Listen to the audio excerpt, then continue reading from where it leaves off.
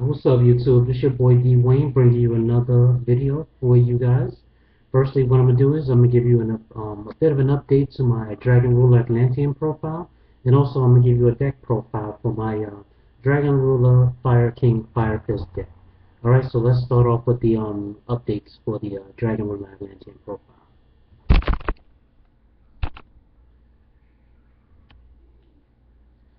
Firstly, I added in 2 Black Hornet Heavens. Basically, this is the meta of special summoning. So basically, aside from the bottomless and warnings and judgments, you have to have another way of, you know, stopping those special summons, and this is a good way to do it. It doesn't cost you anything. You don't have to pay any life points. You don't have to worry about it getting negated, because especially during dealing with the evil ones, because they like to use their pandemics and safe zones to protect their Elvion. So Black Hornet Heaven stops all that because they can't chain the needles to the effect of Black Hornet Heaven because it's a counter trap. So these are really good to stop the Ophions, the Big Eye, Dragosack, all the popular Z plays that are, running around here today. So this is great. Also, this is a very overlooked card that not a lot of people use or are smart enough to use. This is a nice tech choice for it. So it's a great card. Also, I run 3 slushies now in the deck. This essentially makes your Poseidra even more alive in the grave. Especially since you don't have any, if you don't have any resources like your diva plays to summon from the graveyard from the hand, you can have your slushies in the grave, remove one, especially some of your Poseidras from the grave. A nice way to get your slushies to the grave is either by its own effect when it's normal summon, dump a slushie, or preferably do Title's effect to discard it and slushie to dump another slushie to the graveyard. So which is not too bad at all. So it's always good to have your Poseidras live. Also, your titles will be live as well, so you can get your Abyss Gaios plays or Swarm for game or whatever it is you need to do. So this is a good help. Right? So that's basically the update. Now let's go into the deck profile. Firstly, we have 2 blasters, Dragon Ruler of Infernos.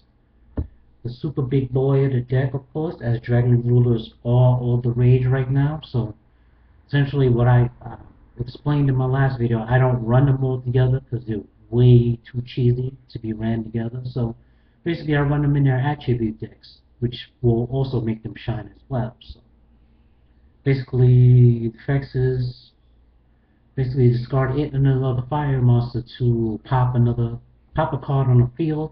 Also with special summoning effects from the hand or the graveyard by removing from the hand or the graveyard. The 28 beta, the best of the Dragon Rulers, so that's why he's basically essential in this deck. It's not bad at all. Love it. You have the second boss, Fire King High Avatar Garunix. Essentially he's useless in your hand until Yaksha comes out. So it's always good to have him either in the deck or in the graveyard. So essentially, if you get him in your hand, he's basically he's stuck there unless you can dump him. And the best way to dump him is with Blaster's effect. So you get 2 dumps and you get to pop a card on the field. So he's good. So Blaster basically makes him live in the hand, so which is great until he actually comes out. Essentially, his effect is when he's destroyed by a card effect, he special summons during the next standby phase. And when he does, he blows up all other monsters on the field. And he's 27 on top of that, so you have something to deal with after all your monsters is gone. So it's not a bad card at all. With a lot of uses. You got 2 burners, Dragon Ruler of Sparks. That's Blaster's little mini, of course. Discard him in another fire. Special summon Blaster from the deck. That's about it, really. Run 2 bears. Bear is bear, he does his job. Fire formation spell a trap to the grave, pop a mouse on the field. When he does damage, you can add a fire formation spell card from your deck and set it to the field. So basically he does his job very well. Great card. We got 1G Morph Werewolf, a nice 2000 beta, can be searched for via 10 key. Nice to get over the Thunder Kings or whatever monsters are giving you trouble, stuff like that. Great card, nice beastie. A tech choice of mine would be Fire Formation Dragons. He's great to get you that extra search power, because essentially when you activate a Fire Formation card, you can add a Fire Formation trap card from your deck and set it onto the field. So he's 18, stronger than all the others. Not bad card at all. It actually works well in boosting up your cards so that you can get your attack boost, and because all your Beast Warriors are powered up from the Fire Formation spell and trap cards, so not a bad check choice at all. 2 firefist gorillas, essentially Bear's brother, in that he destroys spell and trap cards on the field, and he has to destroy a monster by battle in order to get his effect to search Fire Formation magic card and send it onto the field. So that's right. 2 fight King Avatar Borons. Great choice. If he's destroyed by a card effect during the next standby phase, you can add a Fire Formation spell card from your deck to your hand, so he has good searchability. And when a Fire King monster is destroyed by a card effect, you can special summon this card from your hand. So good searchability, nice special summoning ability, very good card. Alright, that's it for the monsters. Let's go to the spells. First we have 2 Onslaught of the Fire Kings. This is good for your special summoning of Hygronix from the deck, as essentially it is destroyed by the at the end phase. So basically you activate, special summon your Grunix, attack, and then at the end phase it's destroyed, and then during the next standby phase Grunix will come back and destroy all other monsters on the field. So nice versatility for the deck. Secondly, probably my favorite Fire King support card is Circle of the Fire King, as it has 2 very versatile uses. You can use it on the defensive when your opponent is attacking. You can switch out one of your smaller monsters, especially one of the bigger monsters that you have in the grave, and they make your opponent rethink what they have to do.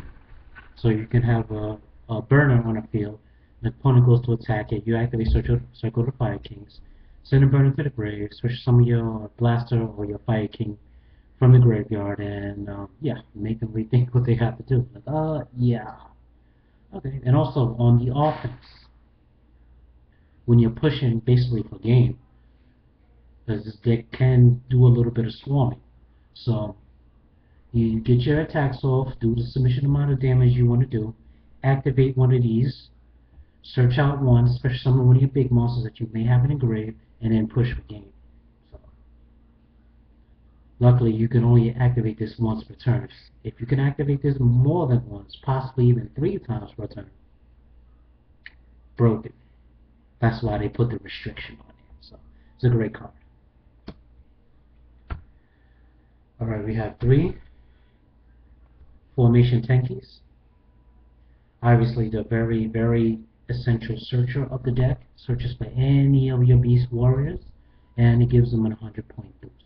So great for your bears, because you can use the 10 keys, search your bears, summon the bears, ditch the 10 key, pop a monster, attack, and redo the whole thing again.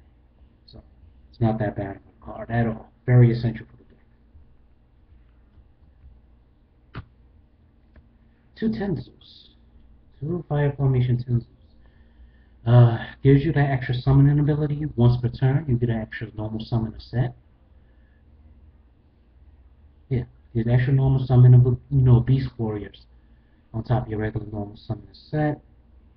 Basically, you get it once per turn, of course, and then you can basically this is good for have a dragon on the field, activate Tenzu, search your Tenzin, and set it onto the field. Gives you an extra summon of your bears or your gorillas or your Borons or whatever it is you want to summon, And then you can exceed for your type kings or whatever it is you want to do. Right? So it's not bad at all. Then you have your staples, space, storm, dark hole, monster reborn. I also run 2 dualities for that consistency, of course, and basically that's it. That's it for the spells. Let's go for the traps. 2 Horn of the Phantom Beast. Nice equip card for them. Gives you that 800 point boost. And when a monster is destroyed by battle sent to the graveyard, you can draw a card. This can also be used either offensive or defensively. You can use it during damage count to activate it. You can also use it when the opponent is attacking you to, give you that element of surprise. Not bad at all. 2 bottomless. There's 2 bottomless, you guys already know. 2 compulse to get rid of those problematic monsters. Because most, especially the Dragon sacks that can't be destroyed by battle or card effects, you basically bounce those back. Same thing with the big eyes, just to deal with them. You can attack over them if you want, or rather just bounce them back and make the opponent use their resources to resummon them. Because essentially, big eyes are usually run in the dragon deck, of course. That's what's big right now. So this is a good card to stop them. Last but not least, I run 3 Fire Formation Tenzins. Good for the dragon to get his search off. Also a good power-up ability. You'll be getting 1,000 point power boost upon this card's activation. So also use both offensive and defensive.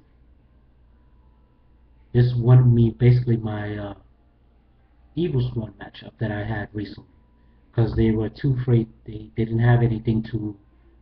They had the Orpheon on the field, but okay, I have a Dragon, Tenzin, and a couple of other cards that can, defend me with, so you could attack. So basically, it was just sitting there, and I ended up winning the game because of it. So, very great card to have. Very good card to have. All right. So that's basically the deck. Basically, the reasoning for my updates of the Dragon Rule Atlantean profiles that I wanted to make my Poseidons more alive, and also wanted to stop those special summons because they were being very problematic and I couldn't really. They had given me a hard time to stop them, even because I had to drop the Torrential Reborns for these. So I made my deck more competitive to deal with summonings of monsters and stuff like that. So actually it done me justice, so I'm kinda glad I put them in there. And as far as the slushies give Poseidon a little bit more versatility than it already has. It has a lot. It can be searched in so many ways, but why not give it a little bit more so that you'll always be dealing with it every turn. So it's not a bad choice that I put it. So that's basically it. Was happy to do this. Is my second video. Definitely enjoyed it, and I definitely will be bringing you more. So until next time, YouTube, peace.